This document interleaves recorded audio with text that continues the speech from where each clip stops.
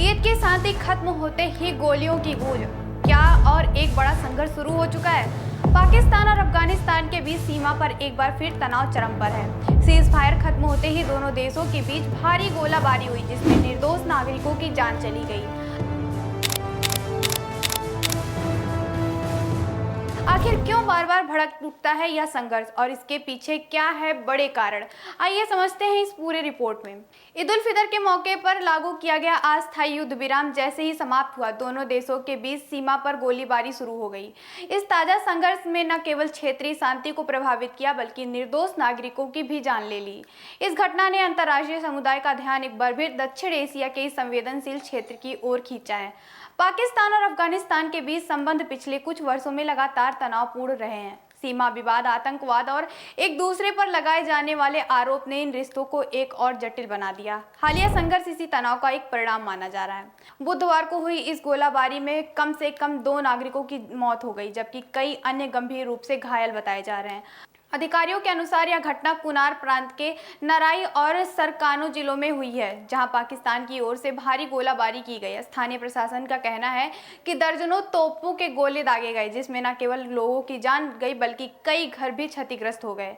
अफगानिस्तान के सूचना विभाग के अधिकारी जियाउर रहमान स्पिंगर ने बताया कि यह हमला अचानक हुआ और इसका सबसे ज्यादा असर आम नागरिकों पर पड़ा। उनके अनुसार हमले के दौरान किसी भी सैन्य लक्ष्य को निशाना नहीं बनाया गया, बल्कि आबादी वाले इलाकों में अंधाधुंध गोलाबारी की गई। हालांकि इन दावों की स्वतंत्र पुष्टि अभी तक नहीं हो पाई है, तो दूसरी ओर पाकिस्तान ने इन आरोपों को खारिज करते हुए कहा है कि गोलाबारी की शुरुआत अफगान बलों ने की।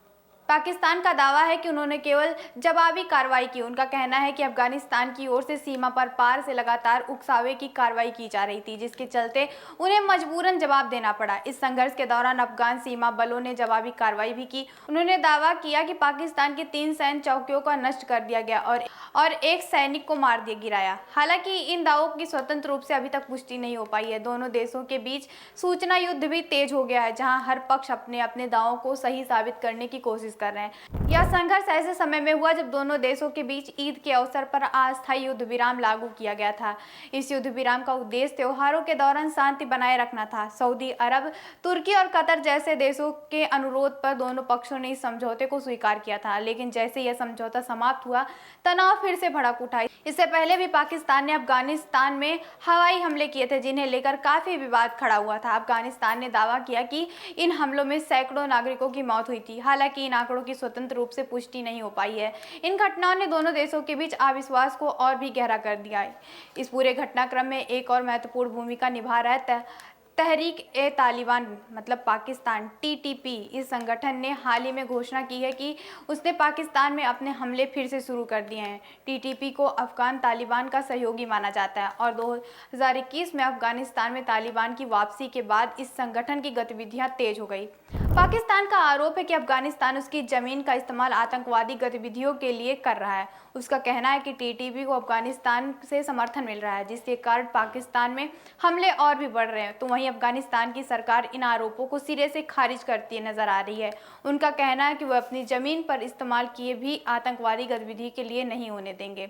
इस विवाद में दोनों देशों के बीच संबंधों को और भी खराब कर दिया। सीमा पर लगातार हो रही झड़पें इस बात का संकेत देती है कि स्थिति अभी भी नियंत्रण में नहीं है। स्थानीय लोगों के लिए यह स्थिति बेहद कठिन हो गई है। उन्हें हर समय अपनी जान का खतरा बना रहता है और वे सामान्य जीवन जीने में असमर्थ हो गए हैं। अंतर्राष्ट्रीय समुदाय भी इस स्थिति को लेकर चिंतित है। कई देशों और संगठनों ने दोनों पक्षों को संयम बरतने और बातचीत के जरिए समाधान निकालने की भी अपील की। विशेषज्ञों का मानना है कि यदि इस स्थिति को जल्द नियंत्रित नहीं किया गया तो यह एक और बड़े संघर्ष का रूप ले सकती है। सीमा विवाद का इतिहास भी काफी पुराना रहा है। डूरंट लाइन को लेकर दोनों देशों के बीच लंबे समय से विवाद चला आ रहा है। पाकिस्तान इन सीमा को आधिकारिक मानता है, जबकि अफगानिस्तान इसे स्वीकार नहीं करता। यही कारण है कि समय समय पर इन पर सीमा पर तनाव देखने को मिलता है। स्थानीय निवासियों का कहना है कि वे इस संघर्ष में सबसे ज्यादा प्रभावित होते हैं। उन्हें ना तो सुरक्षा मिलती है और ना ही किसी तरीके की सहायता। कई परिवार अपने घर छोड़कर सुरक्षित स्थानों पर जाने को मजबूर हो गए हैं। बच्चों की शिक्षा प्रभावित हो रही है और आर्थिक गतिविधियां ठप हो चुकी हैं। इस क्षेत्र में अस्थायी शांति स्थापित करने के लिए दोनों देशों को आपसी विश्वास बढ़ाने की जरूरत है। केवल सैन्य कार्रवाई को इस समस्या का समाधान संभव नहीं हो सकता। इसके लिए राजनीतिक और कूटनीतिक प्रयास भी जरूरी है। पाकिस्तान और अफगानिस्तान के बीच यह संघर्ष केवल 2 देशों तक सीमित नहीं, बल्कि इसका असर पूरे क्षेत्र पर पड़ सकता है। दक्षिण एशिया पहले से ही कई चुनौतियों का सामना कर रहा है और ऐसे में इस तरह का तनाव स्थिति को और भी जटिल बना सकता है। आने वाले समय में यह देखना महत्वपूर्ण हो जाता है कि दोनों देशों इस स्थिति को कैसे संभालते हैं। क्या वे बातचीत के जरिए समाधान निकालते हैं या फिर यह संघर्ष और भी बढ़ता चला जाएगा।